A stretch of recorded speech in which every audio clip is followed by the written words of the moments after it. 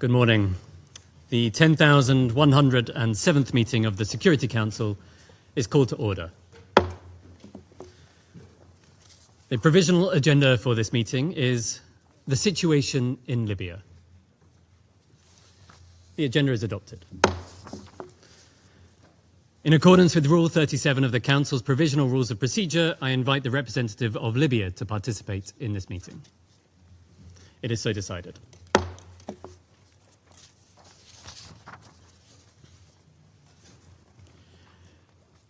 In accordance with Rule 39 of the Council's Provisional Rules of Procedure, I invite the following briefers to participate in this meeting.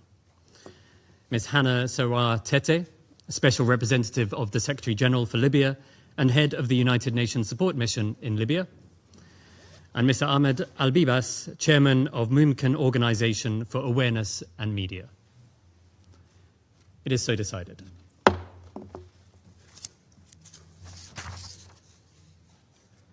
The Security Council will now begin its consideration of item 2 of the agenda.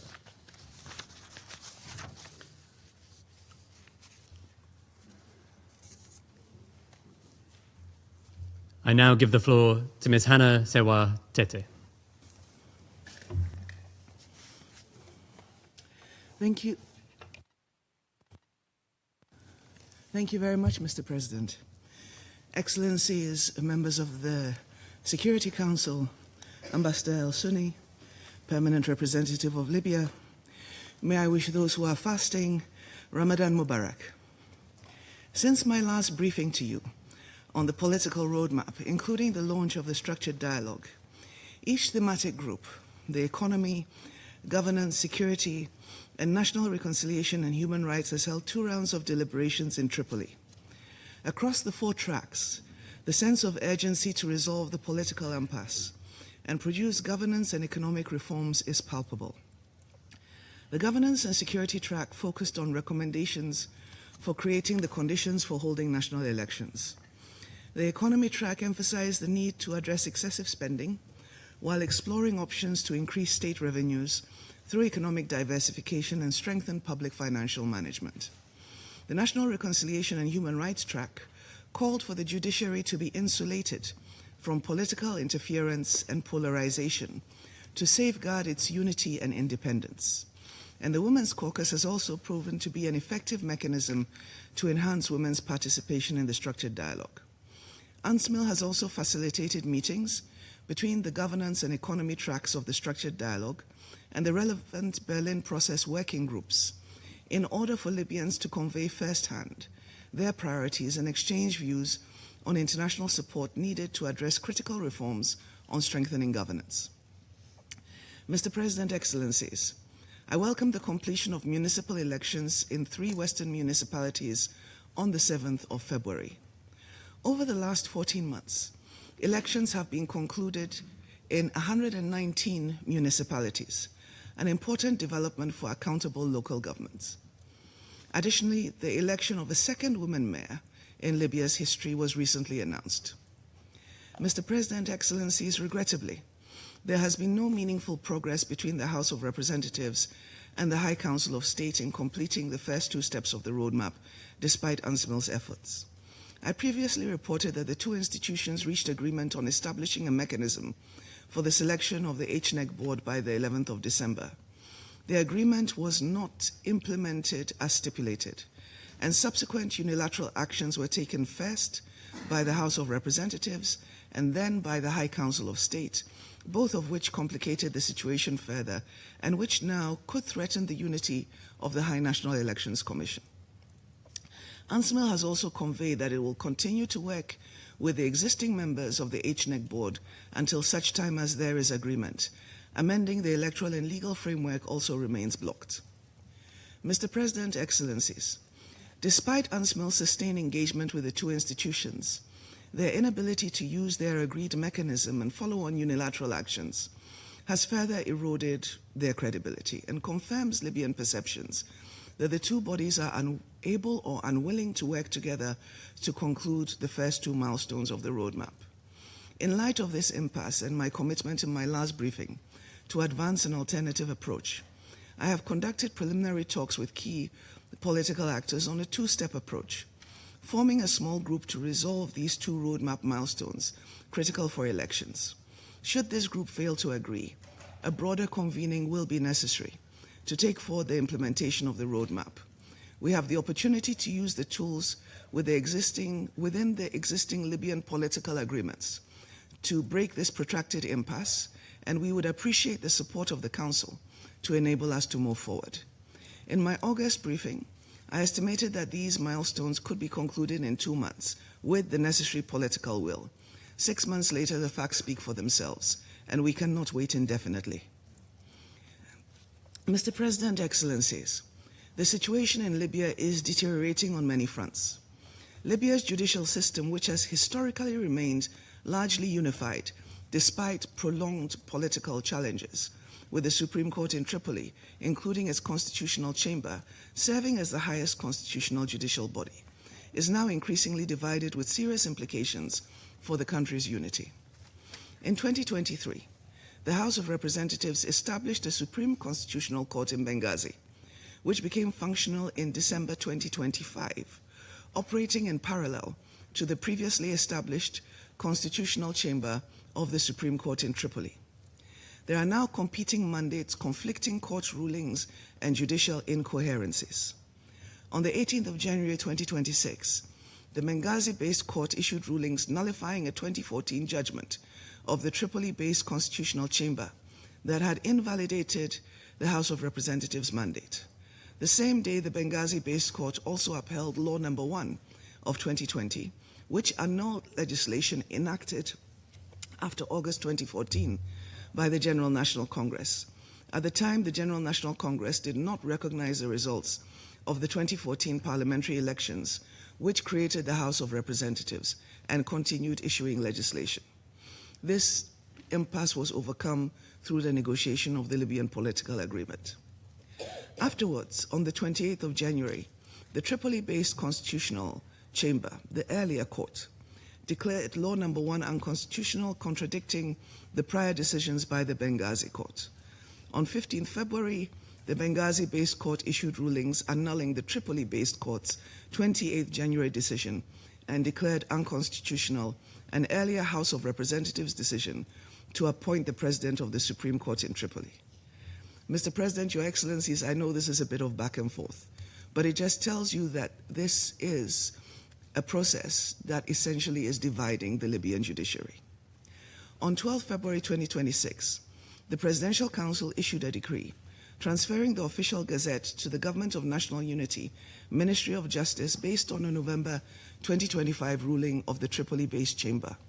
This ruling rendered unconstitutional a 2022 law which had transferred the official gazette to the House of Representatives. There is also a dispute over the organization of the judiciary, including the Supreme Judicial Council, which could lead to its division. The consequences of these actions are clear. Contradictory parallel judicial decisions put into jeopardy the unity of the legal and judicial systems and weaken the administration of justice in Libya by rendering ineffective the last mechanism for ensuring the accountability of governance actors. Ultimately, it would also obstruct the UN-facilitated political process. Mr. President and Excellencies, if actions are not taken to preserve the unity, coherence, and independence of the judiciary, the conflicting legal systems that emerge will impact the economy, elections, governance, security, and human rights. It is a red line that, if crossed, can undermine the unity of the state. I urge Libyan leaders to refrain from escalatory measures and cooperate with the Independent Libyan Mediation Committee that is constituted by Libyan judicial and legal experts committed to try to maintain a unified judiciary. They are using their best efforts to find a mutually acceptable solution. And I call on this Council to hold individuals who continue to take actions towards dividing the judiciary and the administration of justice to be held accountable for these actions that seek to undermine the unity of the country. Mr. President, Excellencies, Libya's economic trajectory is also in a downturn, and the Libyan people are facing significant hardships with devaluation of the currency, increasing prices, fuel shortages, and growing discontent. This was recognized by the Prime Minister in his address yesterday. The absence of a unified national budget and uncoordinated public spending due to parallel state institutions, along with declining oil revenues, have contributed to persistent foreign currency imbalances. This is causing mounting pressure on foreign reserves and the steady decline in the value of the Libyan dinar. On the 18th of January, the Central Bank of Libya devalued the dinar a second time in 9 months by roughly 14.7%. While intended to ease foreign currency pressures and narrow the gap with the parallel market, the devaluation is impacting the purchasing power of vulnerable households. These developments underscore that the current economic model is not sustainable. Over the last 2 months, through the structured dialogue, the World Bank and the International Monetary Fund, along with Libyan economic experts, we've provided sobering assessments of the country's economic and financial situation. The Government of National Unity, Minister of Economy and Trade, reported in January that in accordance with studies, roughly about 30% of Libyans are living in poverty. Independent estimates paint an even starker picture. Additionally, according to the World Food Programme, the price of Libya's minimum food expenditure basket increased by 24% from early 2024 to mid-2025. Poverty rates are expected to worsen absent political stabilization, with marginalized areas such as the south bearing the heaviest burden. In January, Libya hosted the Energy and Economic Summit, which led to new agreements with foreign companies in the hydrocarbon sector. On the 11th of February, the National Oil Corporation announced awards for 5 areas for oil and gas licenses. This suggests a degree of renewed investor interest, which is a positive development. While this presents opportunities for additional revenue generation in the medium term, it is unlikely that there will be any positive impact on revenue generation during this financial year, and hence will not address Libya's immediate fiscal and liquidity strains. Mr. President, Excellencies, governance weaknesses, fragmented oversight, and persistent leakages through smuggling, arbitrage networks, and illicit writs also continue to drain sovereign resources. Investigations from the Attorney General's office indicate that the fuel for crude mechanism, which ended in 2025, drained the state budget by about $1.5 billion annually when compared to global market prices. Recurrent fuel shortages may create the temptation to return to this opaque barter system, but in the light of the losses incurred by the previous arrangement and weak governance and financial oversight, the risk of a further drain of the country's resources is evident. Meanwhile, public spending remains rigid and largely unproductive.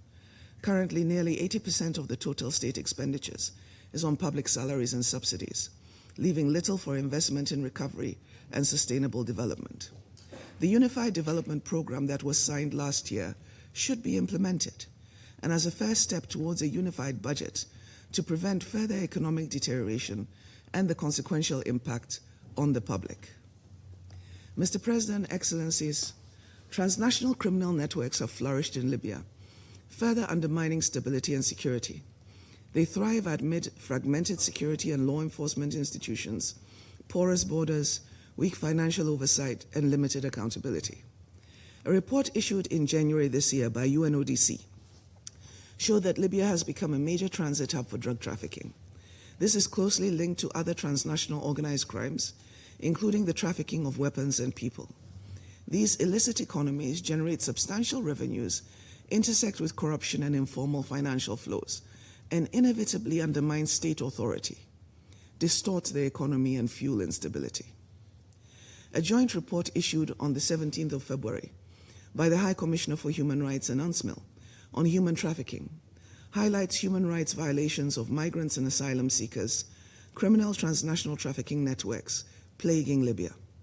Most recently, in December 2025 and January 2026, the bodies of 21 migrants, including women, were discovered in a mass grave in Ajdabia, while more than 400 migrants, including women and children, were released from trafficking and detention sites in Ajdabia, Tobruk, and Al-Kufra, many bearing signs of torture. This is not unique. Previous reports indicate that such incidents are ongoing all over the country. I urge Libyan authorities, in cooperation with international partners, to take decisive action to dismantle these illicit networks and hold the perpetrators accountable. Targeted killings also continue. On the 3rd of February, Saif al-Islam Gaddafi, who was subject to an ICC arrest warrant, was killed in this Zintan area under unclear circumstances. It has been announced that an investigation will take place, and we call for a swift and transparent investigation process to ensure that the perpetrators are held accountable. Mr. President, Excellencies, I would like to pay tribute to the dedicated services of General Mohammed al-Haddad, Chief of General Staff of the Libyan Army, and Lieutenant General Al-Flituri Gibril, a member of the 5+5 Joint Military Commission, and their 3 colleagues and crew who tragically lost their lives in a plane crash on the 23rd of December. General Haddad was a steadfast advocate for the unification of Libya's military institutions, and Lieutenant General Gibril played a key role in securing the 2020 ceasefire agreement. Despite financial challenges, UNSMIL has made noteworthy progress in implementing the strategic review recommendations. An integrated economic section is being operationalized to strengthen analytical capacity and advance priority economic reform efforts. Engagement on the security track has been streamlined into one coherent security institutions reform and reunification section. We are deploying additional staff into Eastern Libya and also working to enhance our efficiencies as much as possible, and this is within existing resources. Mr. President, Excellencies, in closing, economic conditions are deteriorating, and poverty and pressure on society is increasing. This situation, in addition to the fragile security landscape, should be a matter for concern, as such conditions can lead to unexpected political and security challenges. Hence, the need to work with Libyans through the roadmap to address the main cause of this dysfunction, which is a divided government with limited coordination, unilateral actions, including significant uncoordinated and uncontrolled spending, a system of subsidies that is being exploited for private gain. This combination that I have referenced today creates a situation that is undermining the territorial integrity and unity of the state, and this will have implications for the country and the broader region. The only way forward is a political solution that brings Libya together. It is important that our collective efforts, including bilateral initiatives, complement each other and address critical economic and security risks. As we seek to engage all relevant actors to advance the roadmap, the support of this Council remains a critical prerequisite for success. Thank you very much. I thank Ms. Tete for her briefing. I now give the floor to Mr. Ahmed Albibas. Mr. President, Your Excellencies, may the peace of God be upon you. I come before you today carrying an ambition that Libyans have long held dear: one single state, not conflicting entities, one national army that protects borders, not armed groups, and a rule of law that distributes wealth justly and is applied with impartiality to the privileged and the non-privileged. Since 2011, we have been trapped in a cycle of hope and disappointment. The silence of guns does not always mean a lasting peace, as long as weapons remain widespread and institutions remain divided and temporary legitimacies remain indefinite. Allow me to present the 3 key challenges shaping Libya today and to clarify the role of civil society organizations in maintaining the cohesion of our society. First, the political path. Libyans were promised elections in December 2021. The date passed and we remain in a vacuum, and as the vacuum persists, the exceptions become the rule, and the war economy has expanded and trust has eroded, and the state has become spoils that are divided behind closed doors. Today, many Libyans are losing faith in political processes, not because they are international, but because they repeat without results. They are weakened by parallel tracks and contradictory messages that strip the Council's resolutions of their value. Second, the security fragility. Despite the 2020 ceasefire, weapons remain in the public space. The military is fragmented and the risk of violence persists. The Libyan citizen is afraid. They cling to personal weapons not out of love for fighting, but for a lack of confidence that the state will protect them the next day. We must beware that the anger of an oppressed, impoverished, and armed people with nothing left to lose is dangerous. The Libyan people are boiling beneath the surface, and we do not know when they will explode again, as has happened in 2011. Third, the economic burden, the daily life has become unbearable for the unprivileged. In a country that is rich with oil, and after the devaluation of the dinar in January 2026, the minimum wage has dropped to less than $135. How can a father look into his children's eyes with only $135 for an entire month? This is not just an economic figure, it's a social pressure driving the youth towards the informal economy and to organized crime. In this context, civil society becomes a civil defense line. When institutions fail, we step in for relief, for demining and local mediation,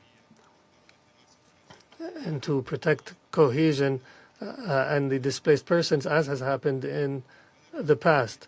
Derna is the clearest evidence that the corruption and division kill more than bullets. The disaster of September 2023 was a result of state fragility and division, and the displaced thousands led to civil society to take action. Let me be clear. Civil society is a partner. We do not compete for power. We serve and defend the people. But our space is shrinking because of threats and arbitrary and administrative restrictions.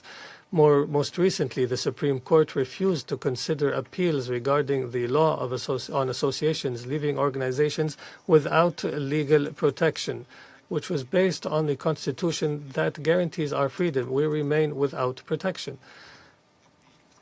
And despite 6 drafts to the law on associations during the previous decade, they have remained in drawers without debate or vote, and with complete absence of transparency on the reasons. And the financial restrictions add further complexities. Corruption networks exploit the situation. We do not ask for immunity, but clear rules for legitimate civil society action. To the international community, we say we need a unified position, support a single UN-led track with a clear timeline to end the division. And to Libyan leadership, the people are watching. You cannot govern a free people with expired mandates. The only path is a credible agreement that returns power to the people via the ballot box. To the people of Libya, do not surrender to the logic of me or chaos. Agree on the basics: one state, one ballot box, and fair laws that ensure equal opportunity for all. Your Excellencies, I propose 4 practical demands. 1, supporting a binding electoral path with a clear roadmap and guarantees for accepting the results.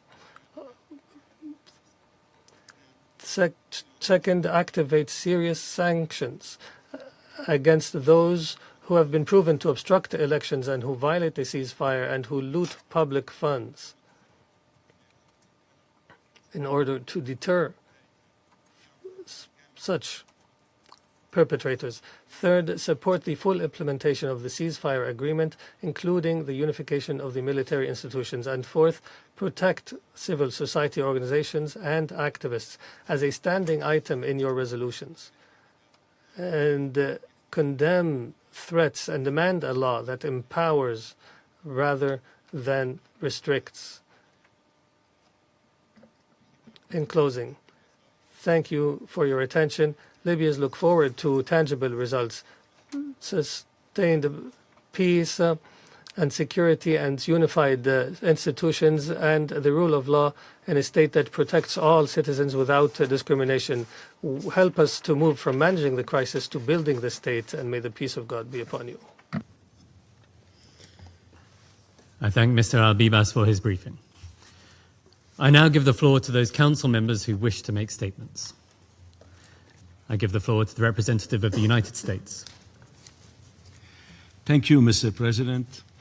Thank you, Special Representative Tete and Mr. Ahmed Al-Bibas, for your briefings. SRSG Tete, I want to express our appreciation for your ongoing work to support Libyan-led efforts to put the country on a path toward greater security, stability, and prosperity. Colleagues, the Libyan people deserve a better future, one which only real political progress can deliver. Libya has tremendous potential, but it can only unlock this potential by overcoming the divisions of the past.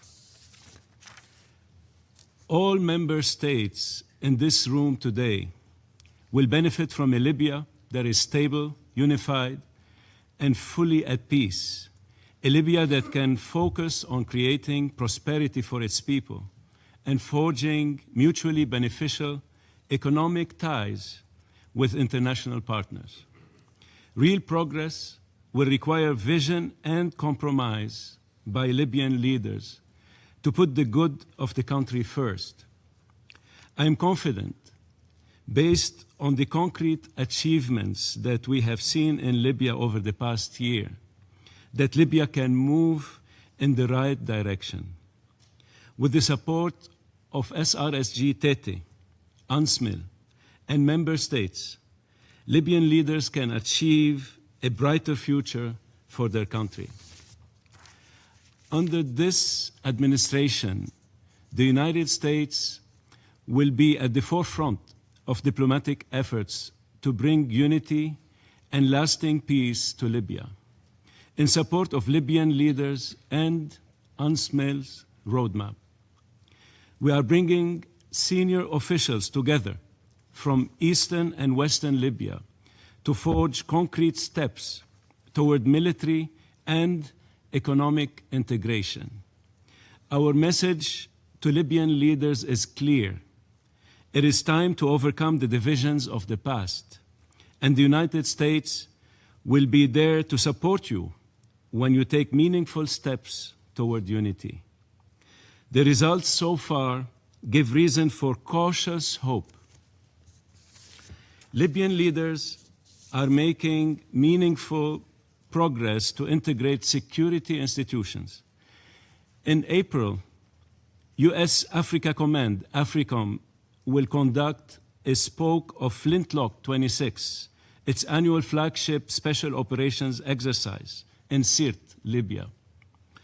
This is only possible because Libyan leaders are willing to work together to host this exercise. Libyan forces from both East and West, training side by side, marks a major milestone toward military unification. We hope this is just the first step toward more joint training, exercises, and operations.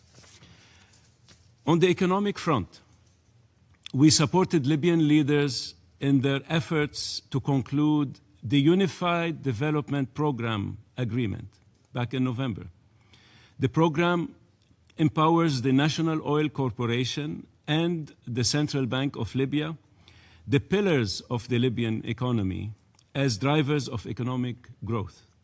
This is a critical step for financial stability, and we congratulate them for this important step. Yet, there's more work to be done.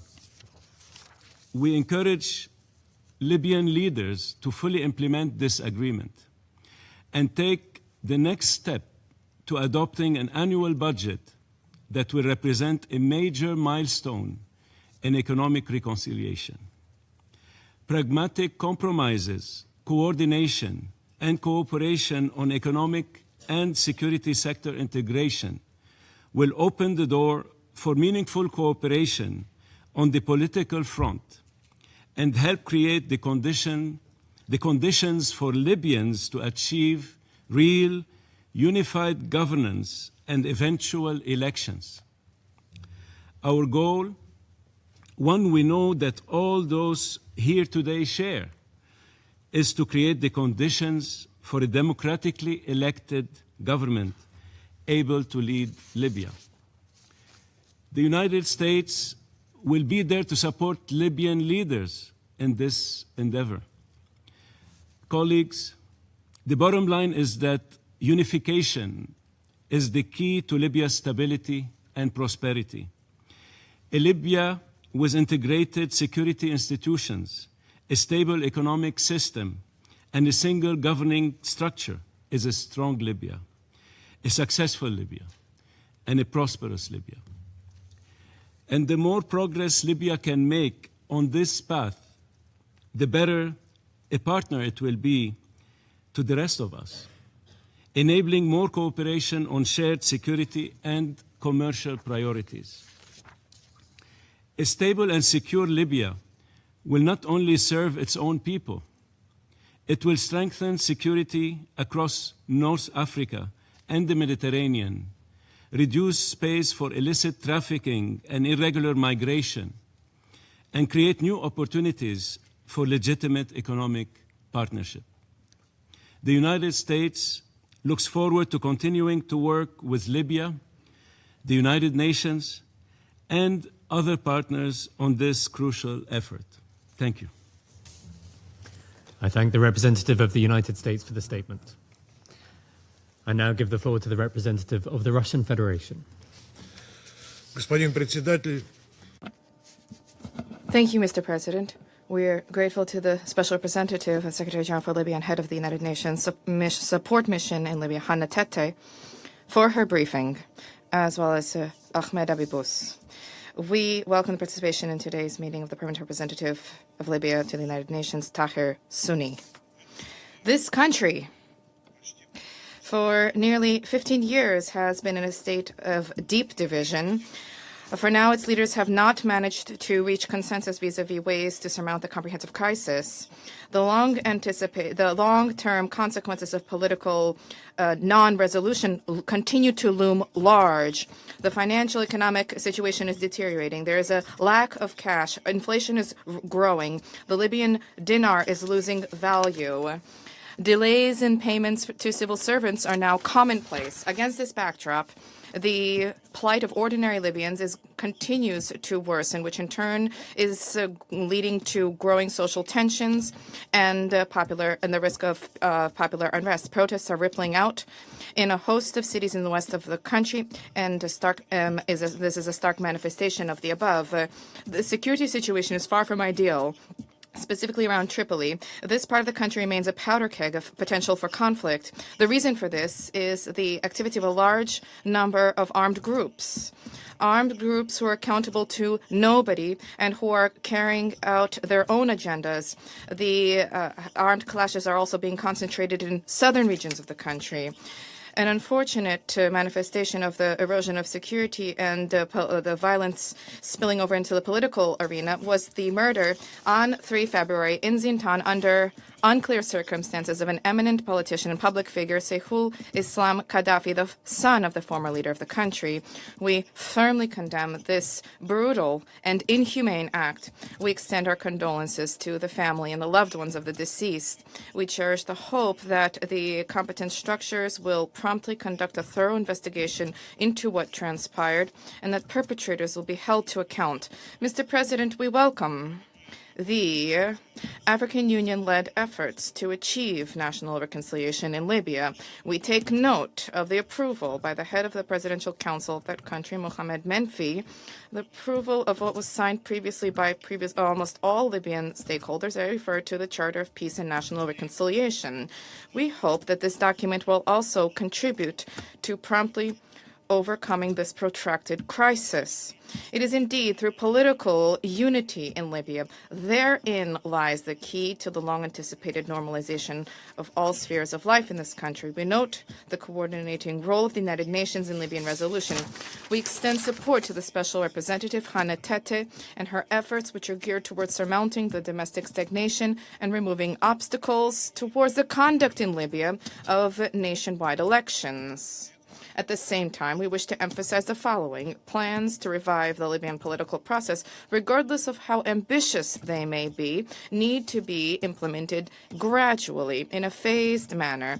And this work needs to be done consistently within the timelines that have been set out by the United Nations. Moreover, there's a need to secure the consensus within Libyan society on all ideas set out in this plan. And this needs to be done first and foremost through targeted, meaningful cooperation with all of the main stakeholders in Libya. It is the willingness to participate in the process of resolution which will ultimately be a key factor for the success thereof. The discussions formats, in our view, are subsidiary bodies. Of course, they can be beneficial under certain circumstances, inter alia, to take stock of public mood, but at the same time, they will not resolve all of the problems faced by the Libyans. Mr. President, meaningful progress in the advancement of comprehensive and sustainable political resolution in Libya is only possible with a full-fledged international support and with the requisite participation of all influential external players.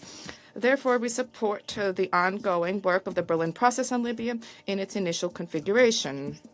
It is important for the operations of all the structures established under the Berlin format for there to be incorporate compliance with the due levels of inclusivity and the for specific decisions of certain participants not to be portrayed as the fruit of collective labor of states within. To conclude, we reaffirm our support for the independence, sovereignty, territorial integrity of Libya and the achievement of long-anticipated peace and stability. We stand ready to continue to deliver support to the extent that it is possible. Thank you. I thank the representative of the Russian Federation for their statement. I now give the floor to the representative of France. Mr. President, I wish first and foremost to thank the Special Representative of Secretary General, Madam Hannah Tete, for her briefing and for her efforts on the ground. I also wish to thank Mr. Ahmed Al-Bibas for his briefing. 15 years after the 2011 revolution, the expectations of the Libyan population vis-à-vis the political process and the organization of national elections remain very high. Thanks to the United Nations roadmap, we have a clear trajectory to break the political impasse in Libya. I wish to emphasize 4 points. My first point is as follows. The international community needs to support the Special Representative in her efforts to implement the roadmap in accordance with the latest renewal of UNSMIL's mandate, which was approved by the Security Council. The goals set out in the roadmap, namely reunification of all institutions in Libya, including the conduct of presidential parliamentary elections, are clear demands from the Libyan people. These goals guarantee the central position of Libyan institutions within the political process. We encourage Libyan political actors to take this opportunity constructively and in a responsible manner in order to rise above their differences. We applaud the conduct of the structured dialogue and the key engagement of its members, specifically Libyan women, in order to contribute to a Libyan-led, Libyan-owned solution. The implementation of this roadmap will guarantee the unity, sovereignty, and stability of Libya. Turning to my second point. There is a need to make headway in the reunification of the Libyan military and security forces in order to end the cycle of recurrent tensions. The security situation remains volatile in Libya. The country has been punctuated by significant levels of political violence in the presence of numerous armed groups and militias. The reunification of the army and security services needs to remain a priority for the Security Council. This requires the presence of a unified government throughout all of Libya, which is a prerequisite for ensuring security level stability. The withdrawal of forces, of mercenaries, and of foreign combatants in accordance with the 2021 Libyan plan, which was endorsed by the Security Council, needs to accompany the military level reunification of Libya in order to ensure that Libya can restore its full sovereignty. Turning to my third point, and this is at the economic level, greater transparency, improved governance, and a better redistribution of national wealth is urgent for the benefit of the Libyan people. The lack of political unity fuels socioeconomic difficulties which afflict the Libyan people. The economic situation in the lead-up to the month of Ramadan is particularly worrisome. We encourage any initiative which is geared towards making headway towards economic reunification of Libya, together with the resumption of the political process. Counter-corruption efforts also need to be stepped up. Turning to my fourth and last point. The human rights situation in Libya remains alarming. We call upon the Libyan authorities to guarantee rule of law, to strengthen the fight against impunity, and to ensure the exercise of civic freedoms, both for Libyan nationals and for migrants. United Nations agencies can contribute meaningfully thereto. Mr. President, France reiterates its support for the unity, stability, and sovereignty of Libya. The political impasse has lasted for far too long. The Security Council needs to throw its full support behind the resumption of the political process in Libya, which the people have been calling for. Thank you. I thank the representative of France for the statement. I give the floor to the representative of Bahrain. شكرا سيد الرئيس. Thank you, President. At the outset, I thank Ms. Hannah Tete, the Special Representative of the Secretary General for Libya, for her important briefing and her tireless efforts through the UNSMIL to support the Libyan political process. I would also like to welcome Mr. Ahmed Beibas, and I welcome the participation of the permanent representative of the sisterly state of Libya, His Excellency Ambassador Al-Sunni, and I extend my congratulations on the occasion of the advent of the blessed month of Ramadan. I would like to emphasize the following points. First, the Kingdom of Bahrain reaffirms its support for the efforts exerted by the United Nations through the Special Representative of the Secretary General. Bahrain stresses the importance of continuing to work towards reaching a comprehensive political solution to the Libyan crisis, a solution that closes a transitional phase that has lasted longer than it should, and that opens the path towards parliamentary and presidential elections, achieves the unification of the government and state institutions, establishes security and stability throughout Libya, and meets the aspirations of the brotherly Libyan people. In this context, Bahrain welcomes the structured dialogue convened under the auspices of UNSMIL to develop a shared vision for Libya's future through consultations involving a broad segment of Libyans. Bahrain also stresses the need to expedite the implementation of the priorities of the roadmap, particularly the restructuring of the High National Elections Commission and considering the amendment of the constitutional and legal frameworks governing the electoral process. In this regard, the Kingdom of Bahrain welcomes the successful elections held last week in several Libyan municipal councils. We also welcome the rounds of municipal elections conducted last year. These represent an important step that paves the way for upcoming political milestones within the roadmap. The high and encouraging voter turnout reflects the Libyan people's desire to express their aspirations through the ballot box and to advance the political process in a way that helps overcome the state of institutional division in their country.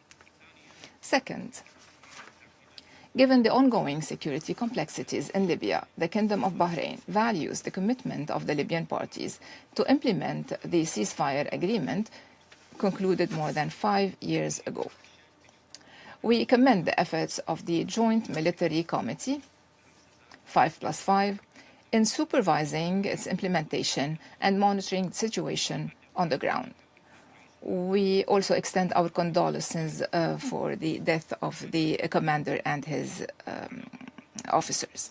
We also stress the need to avoid escalation and tensions and the importance of continuing efforts to ensure the withdrawal of all foreign forces and mercenaries from Libya. In this regard, the continued presence of informal armed elements fuels the existing climate of tension.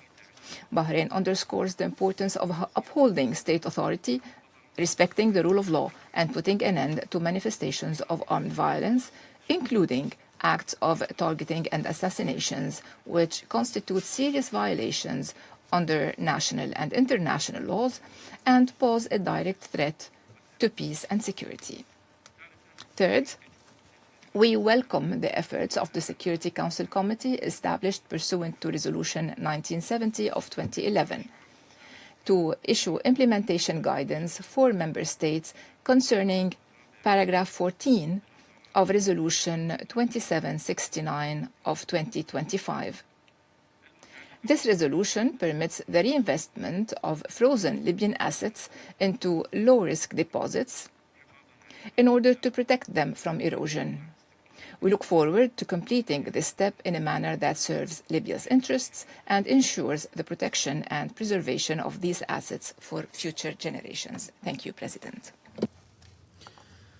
I thank the representative of Bahrain for their statement. I give the floor to the representative of China. President, I thank Special Representative Tete for her briefing and welcome the presence of the permanent representative of Libya at today's meeting. I also listened carefully to the statement made by Mr. Al-Bibas. For some time now, amid overall stability, Libya continues to face numerous challenges, particularly the slow progress of the political process, with the Libyan people still awaiting the restoration of national unity. It is incumbent on the international community to redouble its efforts to advance the political solution to the Libyan question. I wish to emphasize 3 points. First, the political process in Libya must be accelerated. Recently, Special Representative Tete has continued to lead UNSMIL in advancing the political roadmap and has successfully convened multiple rounds of structured dialogue, efforts that should be recognized. At the same time, we note a serious lack of mutual trust among the Libyan parties and the difficult processes such as the reconstitution of the High National Election Commission and the revision of the electoral framework. The international community should support all parties in Libya in putting the interests of the state and the people first, engaging in sincere dialogue and consultation, and reaching consensus on key electoral issues as soon as possible. UNSMIL should, on the basis of respecting the principle Libyan-led, Libyan-owned, strengthen its engagement with all Libyan parties and encourage them to move toward each other to end the political division. China supports UNSMIL's continued efforts to advance the structured dialogue and hopes that UNSMIL will further clarify its next steps, articulate its priorities to the Security Council, seek the Council's support, and drive the dialogue toward tangible results. All parties should firmly support the central mediation role of the UN on this matter and encourage other mediation initiatives to align with the UN process. Second, efforts must be made to consolidate Libya's security and stability. The current security situation in Libya remains concerning, with sporadic conflicts and violence. The recent assassination of Saif al-Islam Gaddafi may further exacerbate tensions. China calls on all parties to cease all forms of violence, resolve political differences through peaceful means, and avoid any unilateral actions that could trigger new conflicts and undermine the prospects for dialogue. The international community should urge all Libyan parties to fully implement the ceasefire agreement, support the establishment of unified military and security institutions, and address entrenched problems such as the proliferation of militia groups. Foreign countries should cease undue interference in Libya, implement the Security Council arms embargo, cut off illegal flow of weapons to Libya, and promote the expeditious withdrawal of foreign forces and mercenaries so as to create a favorable environment for Libya's stability. Third, safeguard the shared wealth of the Libyan people. Libya's economic woes severely impact the lives of ordinary citizens and inject new destabilizing factors into the situation. The international community should prioritize supporting Libya in establishing a unified and transparent fiscal budget and help Libya strengthen the management of its oil revenues for better utilization to improve people's livelihoods and development. The Security Council has a responsibility to protect Libya's frozen overseas assets, and any misappropriation or erosion of those assets is unacceptable. The Sanctions Committee is currently developing an implementation assistance notice on the reinvestment of cash reserves pursuant to Resolution 2769, and we hope that all members will, in a constructive spirit, fully respect the views of the country concerned, resolve legal differences and reach consensus as soon as possible to safeguard Libya's legitimate rights. President, as a good friend of Libya, China reiterates its firm support for Libya's efforts to uphold its sovereignty, independence, unity, and territorial integrity, and sincerely hopes that Libya will soon embark on a path of lasting stability and prosperity. China stands ready to work with the international community to continue making tireless efforts towards this end. Thank you, President. I thank the representative of China for their statement. I give the floor to the representative of Greece. Thank you, Mr. President. And let me thank SRSG Tete for her briefing and continued efforts to support the Libyan-led political process. Your efforts, Ms. Tete, are much appreciated. I also thank Ahmed Al-Bibas for his briefing. And I welcome the participation of the permanent representative of Libya to this meeting. The overall situation in Libya, security, remains fragile and continues to be a source of concern, including due to its possible implications for the wider region. The unification of state institutions and the achievement of a comprehensive peace remains elusive. In this context, I wish to underscore the following points. First, we fully support UNSMIL's political roadmap, one which requires the commitment of all relevant Libyan, regional, and international stakeholders in a genuinely Libyan-led and Libyan-owned political process. While navigating the political deadlock is challenging, the roadmap presented by SRSG Tete provides a credible pathway towards stability and prosperity in Libya. The UN-led mediation process remains the only viable path toward a lasting political solution based on Libya ownership and consensus. We also welcome initiatives by Libyan institutions and international partners that encourage dialogue between the two sides, as complementary to ongoing UN efforts toward a comprehensive settlement. It is imperative that conditions for holding free, fair, and credible presidential and parliamentary elections be met without further delay. International and regional engagement is equally essential. In this regard, the revived Berlin process remains an appropriate framework for mobilizing coordinated international banking. We welcome its resumption, recalling that this Council, through Resolution 2796, encouraged its continued evolution and inclusivity. Second, economic stability is inseparable from political stabilization. Greece is fully supportive of Libya's economic viability and the prosperity of the Libyan people. Despite its significant potential, the economy remains in a fragile state, as described by the SRSG.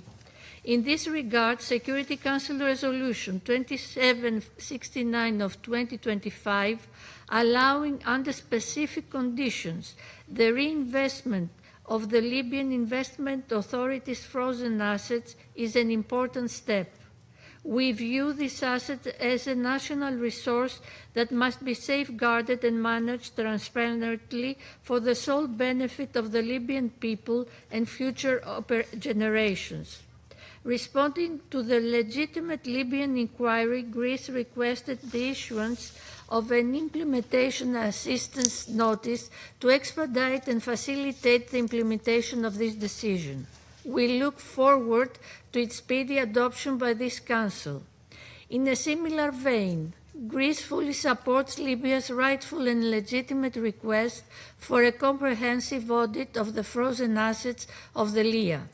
Enhanced transparency will strengthen public confidence, support institutional unification, and contribute to long-term economic stabilization.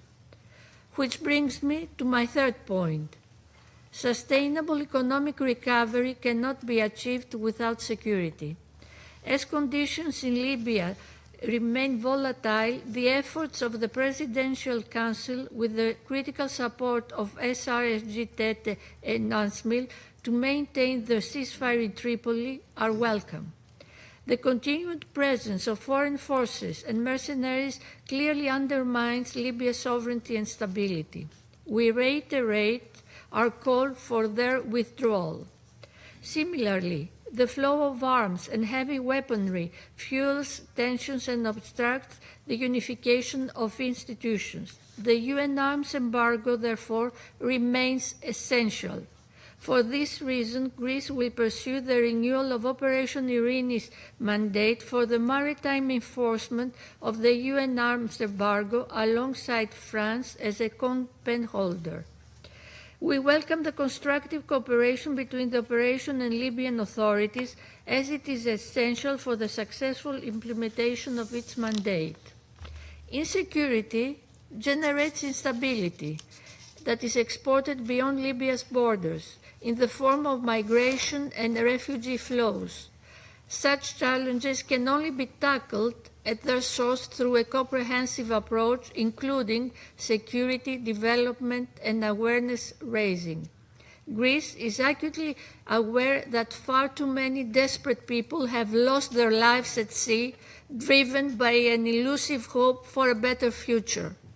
Criminal smuggling networks bear responsibility for these tragedies and must be dismantled. In conclusion, Mr. President, Libya is a key partner of Greece. We will continue to build our diplomatic and economic ties based on good neighborly relations and international law. Our close cooperation will strengthen stability and prosperity in the Mediterranean. We fully support the sovereignty, independence, and territorial integrity of our neighbor, and we remain confident in the country's future. We stand firmly behind efforts, most notably the UN roadmap, to support Libya's path toward a peaceful, prosperous, and secure future. Such efforts, finally, must be shielded from foreign interference and allowed to develop and prosper. I thank you. I thank the representative of Greece for the statement. I now give the floor to the representative of Latvia. Thank you, Mr. President. I wish to thank SRSG, Ms. Hannah Tete, for her briefing, as well as the civil society representative, Mr. Ahmed Al-Bibas, for the insightful presentation of the situation in Libya. And I also welcome the participation of the permanent representative of Libya to this meeting. Mr. President, let me address three main points. First, Latvia reiterates its full and steadfast support to the UN support mission in Libya, SRSG, Ms. Tete, and the ongoing efforts to implement the political roadmap aimed at advancing a Libyan-led and Libyan-owned political process. And we commend the staff of UNSMIL for their dedication in carrying out the mission's vital role, and also for their efforts to document and address human rights violations, as shown in yesterday's report. It has been almost 6 months since the roadmap was presented to the Libyan stakeholders and to this Council. However, the political divisions continue to hinder the unification and stability of the country. We stress that the political will of all Libyan actors is essential to move the country towards stability and unity. While holding municipal elections is an encouraging step, agreement on the national electoral framework still has to be reached. The board of the High National Elections Commission still has to be fully formed as a unified body. These delays, along with divided judiciary, further undermine the legitimacy of institutions. In this light, we urge the parties to increase their efforts to finally reach the necessary compromise and carry out their tasks. Additionally, we encourage continued coordination with all international and regional partners to ensure that mediation efforts are aligned and mutually reinforcing. A coherent approach is essential to prevent parallel tracks, to strengthen Libyan ownership and advance the implementation of the political roadmap. UN-led mediation is key to revive the political process and achieve a lasting political solution based on Libyan ownership and consensus. Despite these challenges, UNSMIL and SRSG Tete continue to have our full trust and support. Second, improved engagement between political actors and civil society is needed to create conditions for credible elections. and we welcome the convening of the structured dialogue and its various tracks. It is an opportunity to address governance, economic management, security, and reconciliation challenges. It can shape the path to long-term stability. So we urge all stakeholders, including civil society, women and youth, are involved and actively participate in the implementation of the roadmap. Continued work with the government institutions, local authorities, and civil society in Libya are essential towards unification of the institutions. And we hope that the recommendations coming out of the structured dialogue will be seriously considered by the relevant authorities. Third, even with fragile stability, security threats still persist. Political deadlock deepens the economic challenges, as we heard, and increases risks of armed violence. Furthermore, it provides grounds for malign foreign actors to expand their influence, complicating prospects for sovereign, unified, and stable Libya. We call on all parties to fully respect and comply with the UN arms embargo in Libya. In this regard, I would like to highlight the important role of the EU Operation Irene in contributing to the implementation of the arms embargo and combating illicit trafficking. Current security threats and political divisions also limit the ability to address the adverse effects of climate change and their impact on stability in Libya. We stress that unified institutions and decision-making would significantly improve countries' ability to anticipate, manage, and respond to climate shocks, as outlined in the stakeout before this meeting. Mr. President, in conclusion, Latvia supports the determination of the Libyan people for free and fair national elections, a fundamental step towards a unified state. For far too long, political mistrust has deprived Libyans of the opportunity to make their choice. And people in Libya deserve the right to shape their future, and the people in Libya deserve to be heard. And we urge again all involved parties to finally come together and put the interest of the Libyan people first and put an end to years of political division, armed conflict, and economic instability. And I thank you. I thank the representative of Latvia for the statement. I now give the floor to the representative of Pakistan. Thank you, Mr. President. We also join colleagues in thanking SRSG Hannah Tete for her detailed briefing outlining the complexity of the challenges in Libya. And we appreciate her continued engagement with relevant Libyan stakeholders to advance national reconciliation. We also thank Mr. Ahmed Al-Bibas for his briefing. And I would also like to welcome the participation of the distinguished permanent representative of Libya in this meeting.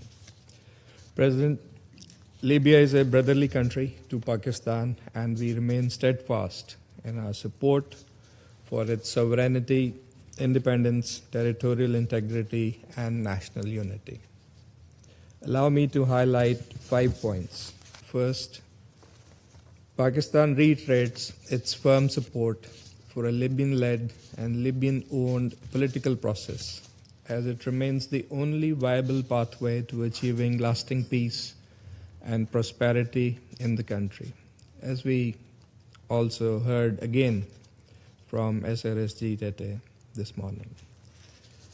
We note the lack of progress in advancing the prioritized initial actions for the implementation of the political roadmap announced by the SRSG last year, namely the reconstitution of the board of the High National Elections Commission, as well as the consideration and adoption of amendments to the constitutional and legal framework for elections. At the same time, we acknowledge the work undertaken under the structured dialogue track to foster consensus on creating an environment conducive to long-term stability in Libya. It is important that this process yields practical and implementable recommendations. We underscore the importance of a sustained engagement with all Libyan stakeholders to move the political process forward and deliver tangible peace dividends for the Libyan people. We welcome all good faith efforts by regional and international partners in support of the UN, efforts that promote consolidation and unification. Second, on the security track, continued engagement among Libyan stakeholders, supported by UNSMEL and international partners, has helped achieve relative calm. Efforts must continue to foster dialogue among all concerned parties to ensure the full implementation of agreed security arrangements and sustain progress in security sector reform. Third, we welcome the mediation efforts by relevant Libyan stakeholders to address issues related to the constitutional judiciary, including the formation of a mediation committee composed of eminent Libyan legal experts. Pakistan encourages the constructive resolution of all issues through meaningful and inclusive dialogue. Fourth, the economic track remains central to achieving sustainable peace and long-term stability in Libya. Growing international interest in the energy sector as well as in other key industries reflects renewed confidence in the country's significant economic potential. We therefore reiterate the importance of sustained institutional cooperation, particularly towards the adoption of a unified national budget and the strengthening of economic governance. Fifth, Pakistan reiterates the importance of safeguarding Libya's frozen assets and ensuring their reinvestment for the benefit of the Libyan people in line with Security Council Resolution 2769. Continued engagement between Libyan institutions and international financial institutions remains essential to support the transparent and effective management of these assets. In this regard, the timely adoption of the Implementation Assistance Notice would constitute an important step towards the implementation of Resolution 2769. President, in conclusion, we reaffirm Pakistan's commitment to a stable, secure, and united Libya, and we support the country's path towards peace and prosperity. I thank you. I thank the representative of Pakistan for their statement. I give the floor to the representative of Panama. Gracias, señor presidente. Thank you, Mr. President. Panama is grateful for the presentation of the Special Representative of the Secretary General, Madam Hannah Tete, and we recognize your important leadership at the helm of the United Nations Support Mission in Libya, UNSMIL. We also thank Mr. Ahmed Albibas for his briefing on behalf of civil society. We recognize the presence of the permanent representative of Libya at this session, honoring us with their participation. Panama recognizes the mandate conferred by this Council upon UNSMIL and its role as facilitator in a representative and pragmatic political dialogue, an essential tool for advancing towards democratic and unified governance in Libya. We welcome positively the progress made in the structured national dialogue in Tripoli, which reflects a growing sense of national ownership of the political process.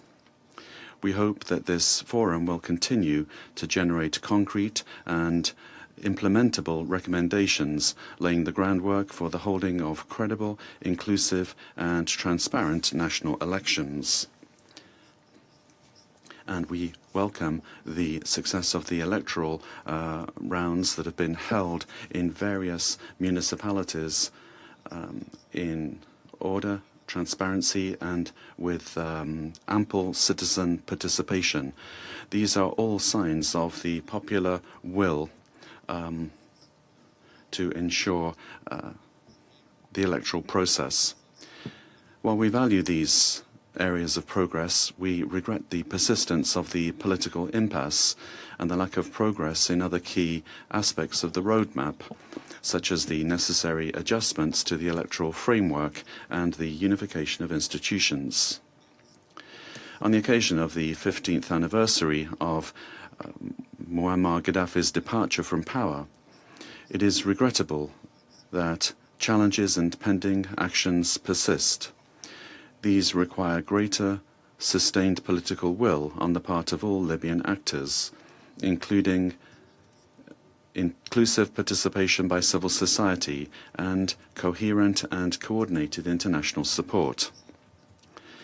Panama expresses its deep concern over the recent assassination of the political leader Mr. Saif al-Islam Gaddafi, underscoring the seriousness of politically motivated violence, which is unacceptable, and reaffirming the obligation to ensure justice and accountability in accordance with international law.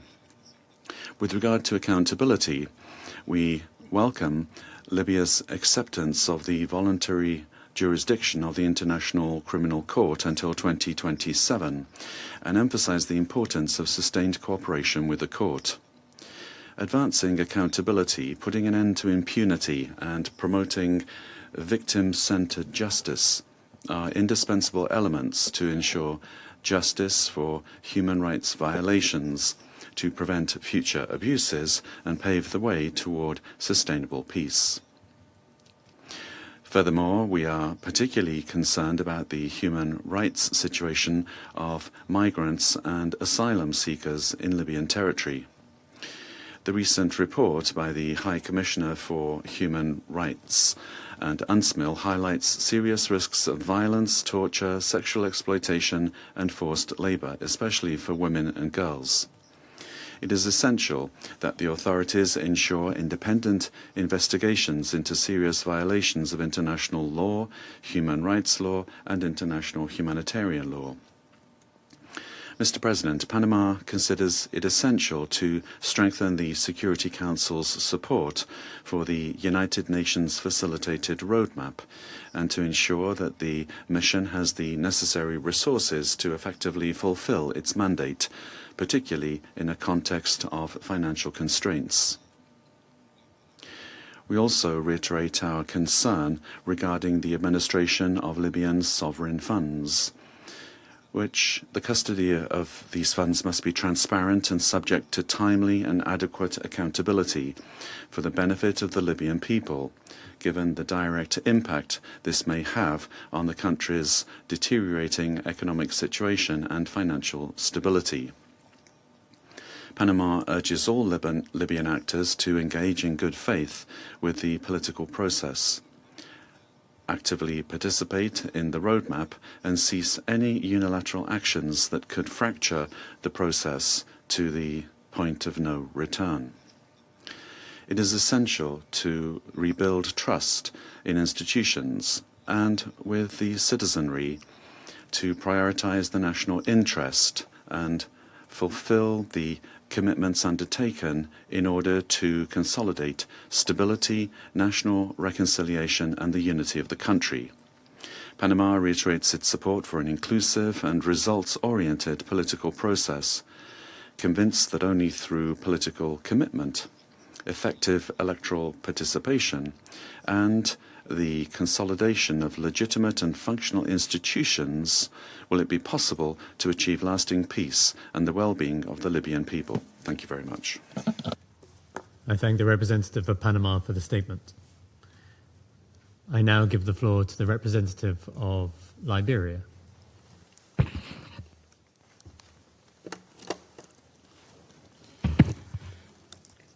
Thank you, Mr. President. I have the honor to deliver this statement on behalf of the A3, namely the Democratic Republic of the Congo, Somalia, and my own country, Liberia. We thank the Special Representative of the Secretary General for her insightful briefing. We have listened attentively to the civil society representative's remarks, and we thank him for his 4-point proposal on the path forward. We welcome the participation of the permanent representative of Libya in this meeting. Mr. President, at the outset, the A3 conveys its unwavering support for Libya's sovereignty, unity, territorial integrity, and political independence. we are convened to consider the findings of the strategic review of the United Nations support mission in Libya, UNSMIL, which remains a critical stabilizing presence. But as we have heard, it has been constrained by national fragmentation and shifting geopolitical dynamics. In this regard, we note the Secretary General's assessment that the current status quo of fragile stability is not sustainable. And we believe the lack of renewed political momentum risks the de facto division of the state and further the insecurity to the wider region. Mr. President, on the political front, we recognize the complexities involved and note that some agreed timelines related to the electoral track have not yet been met and may be further affected by recent developments or lack thereof. In that context, the A3 condemns the February 3 assassination of Saif al-Islam Gaddafi at his residence. This blatant act of violence risks further undermining efforts toward a credible and inclusive political transition in Libya. We extend our condolences to his family and all those affected. Such incidents underscore the urgent need for all parties to redouble their efforts to de-escalate and engage in dialogue. We call upon the Libyan authorities to uphold the rule of law and to ensure that the circumstances surrounding this killing are thoroughly investigated and that those responsible are held accountable in accordance with the law. Despite these challenges, we commend the determination of many within the relevant Libyan institutions who are striving to advance progress.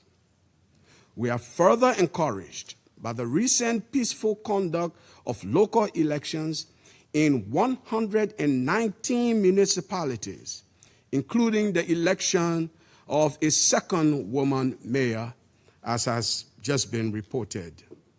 This, we must note, is a rare example of democratic practice and progress. We reaffirm our support for the SRSG's roadmap aimed at restoring a realistic pathway to unity through national elections and structured dialogue. The A3 supports the SRSG's renewed efforts to encourage all parties to remain engaged in a spirit of compromise and responsibility, keeping the hopes and aspirations of the Libyan people at the forefront. Mr. President, regarding the security track, we recognize that progress on the reunification of security institutions remain elusive in the absence of a strategy agreed upon by Libyan actors. We emphasize that stabilizing the security environment is a critical precondition for the political process, and we urge a transition to a politically sensitive approach that facilitates direct dialogue among all actors to unify the country's security institutions.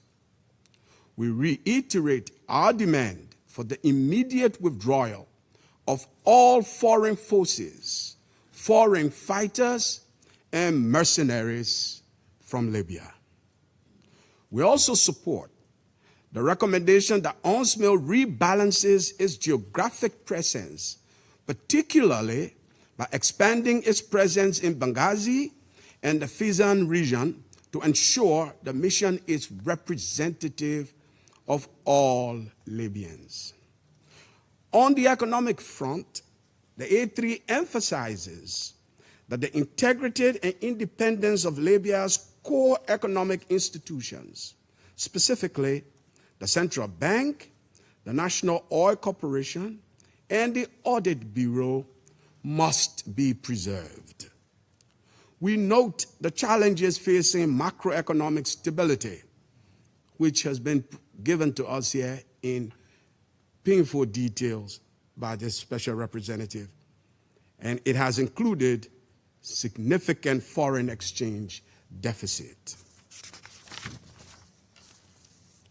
We also note the conclusion of the second in-person formal session of the economic track within the structured dialogue, which reflects the strong desire of many Libyans to contribute meaningfully to their country's future and to balance state-building efforts with economic reforms.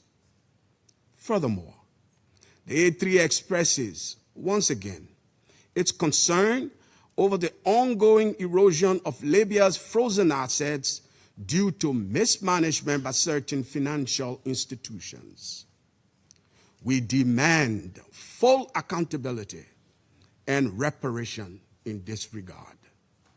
The A3 reiterates that the assets are frozen for the purpose of preserving their value and benefiting the Libyan people, and not the institutions holding the funds. The A3 will continue to work toward ensuring that the views of the Libyans are taken into account in the issuance of the implementation assistance notice in order to enable the Libyan Investment Authority to reinvest its frozen cash reserves as mandated by paragraph 14 of Resolution 2769 of 2025. To conclude, Mr. President, the road ahead is definitely not easy. But with continued engagement, cooperation, and shared commitment to peace, we believe that a stable and inclusive future for Libya is achievable. The time has come for this Council to move beyond tactical crisis management and align behind a cohesive strategy that restores national legitimacy. We must empower UNSMIL to shift from a reactive posture to one that facilitates a definitive Libyan-led and Libyan-owned political settlement. I thank you for your kind attention. I thank the representative of Liberia for the statement. I now give the floor to the representative of Colombia. I would like to thank the Presidency for convening this briefing session and the Special Representative of the Secretary-General, Madam Hannah Sawar-Tete, as well as Mr. Ahmed Al-Bibas, President of the Mumkan Organization for Awareness and Media. I thank them for the information provided. Also would like to extend my greetings to the Permanent Representative of Libya present at the meeting. Mr. President, the situation in Libya is of the utmost importance to this Council, and any analysis must focus on supporting a political process that is led by the Libyans themselves and aimed at holding national elections. The situation is also highly relevant for regional stability and the credibility of processes sponsored by the United Nations. For Colombia, a country that is pursuing its own path toward peace with the valuable support of this Council, for us, strengthening multilateral mechanisms for conflict resolution is a priority. As this is the first occasion on which my country has spoken on this matter as an elected member of the Council, I wish to note that Colombia positively values the unity of this Council regarding the need for an inclusive process that is led by Libyan institutions themselves, one that allows progress toward the holding of elections and the consolidation of institutional unification, and we join in that call. On this basis, Colombia expresses its support for the United Nations support mission in Libya and for efforts to assist the Libyan people in building peace. In this regard, we would highlight the strategic recommendation to strengthen the mission's presence in the east and in the south of the country, in accordance with the UNSMIL strategic review. In our view, a more balanced presence across the country is essential to effectively support political and institutional progress. Furthermore, Colombia urges the parties to commit to the roadmap presented by the Special Representative. And in this respect, we note the recent progress of the structured dialogue facilitated by UNSMIL, whose initial meetings are already generating technical inputs on governance. These are key steps in creating an enabling environment for the holding of elections. Likewise, Colombia expresses concern that the High National Electoral Commission has not yet filled its outstanding vacancies. We urge the competent authorities to move forward with these nominations, as they are indispensable steps to ensure the technical and legal preparation necessary for holding credible elections and to strengthen the path toward institutional unification. Mr. President, Colombia considers it essential that this Council continue to support peace efforts in Libya and to remain attentive to the risks of escalation that threaten the stability achieved since the 2020 ceasefire.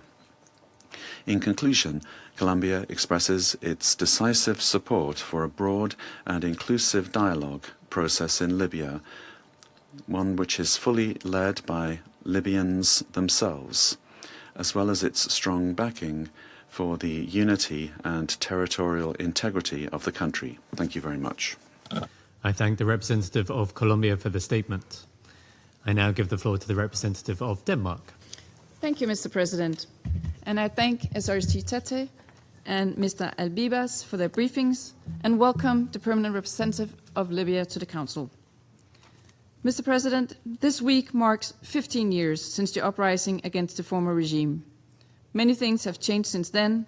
However, Libya still faces prolonged political stalemate, security challenges, and economic instability. We reiterate our appreciation to the Special Representative for her work and highlight the importance of continued support to UNSMIL's efforts to move the political process forward and achieve lasting peace and security in Libya. The launch of the structured dialogues as one of the core pillars of the political roadmap is a positive step in the right direction. Denmark welcomes the dialogues on various tracks and hope they provide concrete recommendations to build consensus for Libya's future. Denmark urges all Libyan stakeholders to engage in good faith to advance the implementation of the roadmap towards inclusive presidential and parliamentary elections. We also welcome the steps taken by the Libyan institutions with support of international mediators to attempt to promote stability and encourage dialogue between the eastern and western parts of the country. It is key to ensure that these initiatives complement and accompany the ongoing UN efforts aimed at reviving a Libyan-led and Libyan-owned political process. Mr. President, we remain concerned about the volatile security situation. The continued perpetration of serious human rights violations and international crimes against civilians across multiple regions of Libya is deeply alarming. They must be brought to an end immediately. On the economic front, the management of resources in Libya remain negatively affected by political and institutional divisions, weak governance, and illicit practices. We reiterate our call for unifying the national budget and reforming oil revenue governance to benefit all Libyans. Furthermore, Libya is among the top 10 climate vulnerable and water-stressed countries globally, with severe impacts on livelihoods and heightened risk of intercommunal tensions. We therefore encourage the authorities, with the support of the international community, to promote climate-resilient livelihoods and to prioritize the reconstruction and sustainable management of water infrastructure. Mr. President, to conclude, it is vital that all actors work towards reaching a comprehensive political solution as mandated by this Council, bringing an end to the transition phase, reunifying state institutions, and delivering elections that are long overdue. I thank you. I thank the representative of Denmark for the statement. I shall now make a statement in my capacity as the representative of the United Kingdom.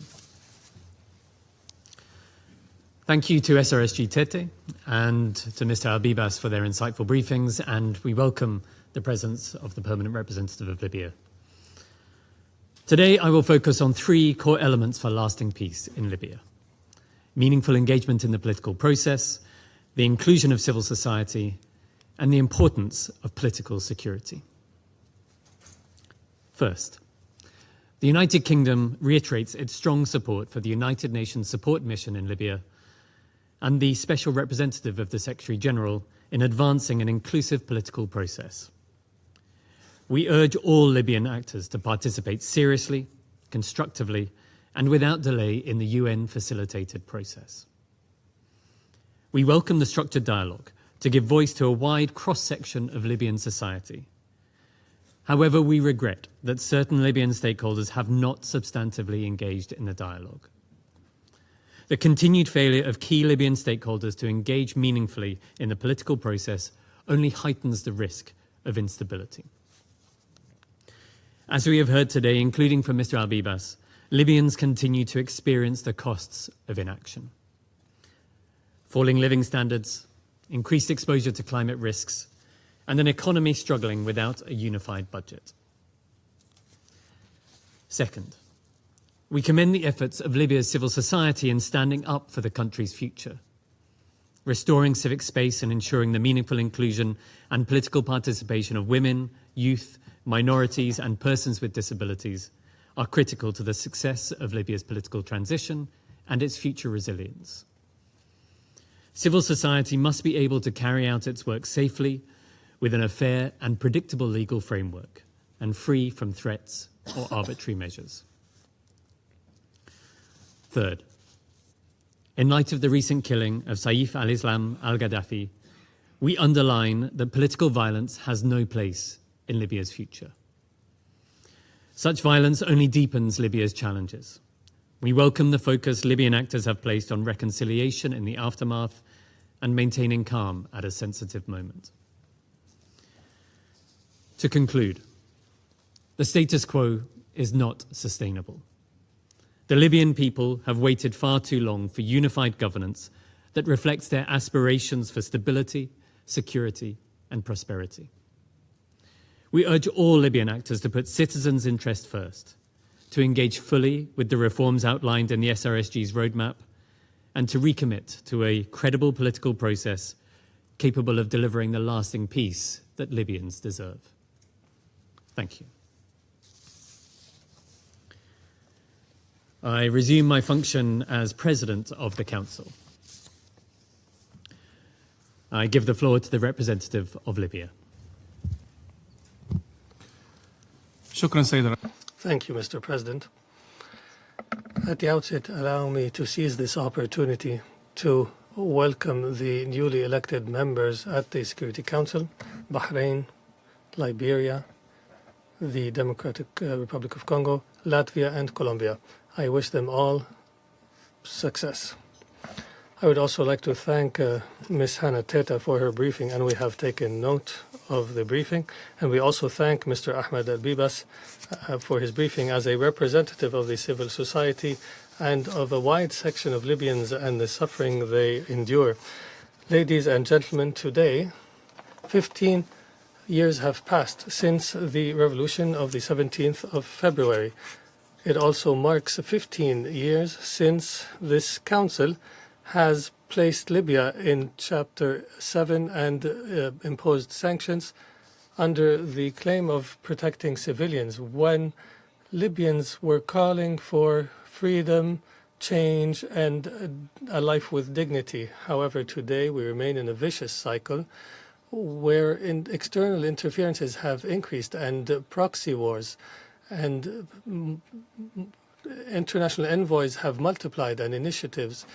Our resources are being pillaged and we are being manipulated under the excuse of sanctions. Therefore, we say to you, it is time for this Council to correct the mistakes and to positively support the will of the Libyan people to take charge of their situation or to leave Libya alone after the failure of these years.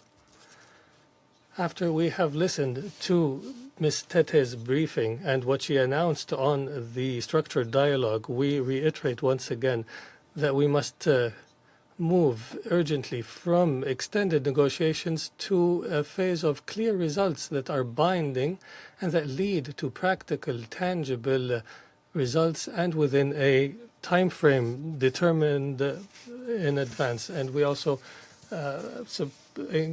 commend everyone participating in the structured dialogue. We emphasize here as well the need to include all leaders and political actors in these processes without exclusion. And they must be consulted so that there be real effectiveness and responsibility from all actors and serious support for leadership and for Libyan ownership. We emphasize that any political process, including the structured dialogue, must be clearly and explicitly oriented towards ending all transitions without recycling them or replacing them with new transitions, and that it must lead to general elections within a determined and clear time frame based on practical safeguards and applicable laws, and also based on respect for the political agreement and the outcomes of the Geneva process and the relevant Security Council resolutions. If the international community is serious in supporting elections in Libya, this can take place now through joint national committees between the relevant institutions throughout the country with UN and international supervision. Such commissions will prepare for elections and all the necessary logistics, including security, in order to guarantee freedom and integrity of the elections, and the recent successful elections is a great example. This popular demand for elections has become so clear and widespread that the legislative body and accompanying laws that have stalled the elections have lately indicated that the general elections can be carried out through joint commissions, emphasizing the need for a new government to oversee the process. And this is one of the controversial issues that are that remain within the 6+6 committee. And the demand is to return to the ballot box and subject ourselves to the will of the people. We urge the mission to complete this process as soon as possible and to develop a format for national reconciliation on a constitutional rule or a referendum, a constitutional referendum, in order to legislate consensual election law in order to restore and promote Libyans' trust in the seriousness of this process and to end the vicious cycle and the current impasse. Ladies and gentlemen, the demands are high also to end the parallel expenditure which has burdened and led to the deterioration of the financial and economic situation, and that has led to the high exchange rate repeatedly and swiftly. Every time we have noticed serious price rises and an erosion in the purchasing power of citizens.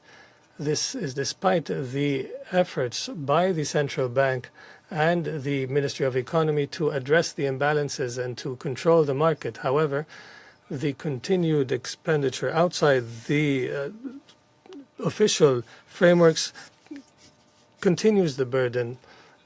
This makes unifying in expenditure and streamlining it a necessary need to improve living conditions. And among these most recent measures was opening monthly accounts while there is no unified budget. We call on everyone to support the recent agreement on the establishment of the Joint Development Commission that will regulate expenditure on development. And speaking of the economy, we have and continue to emphasize that Libya and its relation with international partners must be based on respect for sovereignty and opening of the horizons for cooperation instead of negative interferences that will destabilize Libya and the region. In this context, we refer here to the success of the Libyan summit that was organized in the capital Tripoli last month, where there was large and wide participation by international companies and corporations, and the declaration has announced large investments in the sectors of oil and energy, including agreements that include foreign investments estimated at $20 billion and achieving net returns of over $370 million in the medium term and the long term. In this context, and within the efforts to support stability, the government and security apparatuses continue their efforts to control the situation and to expand the state authority. And we have noticed lately clear discipline in the performance of the police and security forces and addressing the widespread arms in the country. This represents gradual progress towards improved security and stability. Ladies and gentlemen, Libya is enduring a critical phase that requires high degrees of responsibility and self-discipline and self-restraint. However, especially in light of national reconciliation. However, unfortunately, every time we step forward towards reconciliation and restoring inter-Libyan trust through efforts such as the AU's efforts or through the National Congress in Tripoli earlier this month and other processes, despite all of that, and because of the protracted crisis, unfortunate events take place that remind us of the fragility of the phase and the risk of slipping into violence. These are events by unknown perpetrators that seek to deepen the social fracture. Lately was the result of this the killing of the citizen Saif al-Islam al-Qaddafi in a fully rejected crime, and despite his political affiliations, several and overwhelming majority of Libyans have condemned the crime. We condemn the logic of assassination or forced disappearance or violence against rivals, whether now or at any time. And in this context, the prosecutor's office has initiated an investigation into the crime and has created a team for evidence collection based on a need and a necessity to uphold accountability. And the family members of the victim, their rights will be protected to hold their funeral events as necessary. In conclusion, we emphasize that we fully trust our people and that Libya will restore its strength. Libyans do not lack a need or a desire for democracy or peace, but they need a clear political process with determined results that reflects their free will and that ends the transitions instead of eternalizing them, and with international support that respects sovereignty and that does not protract the crisis or recycle it through negative interferences. Libyans want to end all forms of foreign presence on our territory and want to build international partnership without prescriptions. The protracted crisis deepens the division, and everything that takes place today is a symptom of the deteriorated situation without addressing the root causes of the crisis, which are political. All the challenges you mentioned in your statements, whether economic or security related, or related to migration or counterterrorism, all of this, they are all symptoms to the real problem, which is political division, which has not been addressed, except through, or can only be addressed through elections and through ending the divisions now in their entirety and restoring the power to the people so that the people can determine their future. Thank you, Mr. President. I thank the representative of Libya for the statement. There are no more names inscribed on the list of speakers. I now invite council members to informal consultations to continue our discussion on the subject. The meeting is adjourned.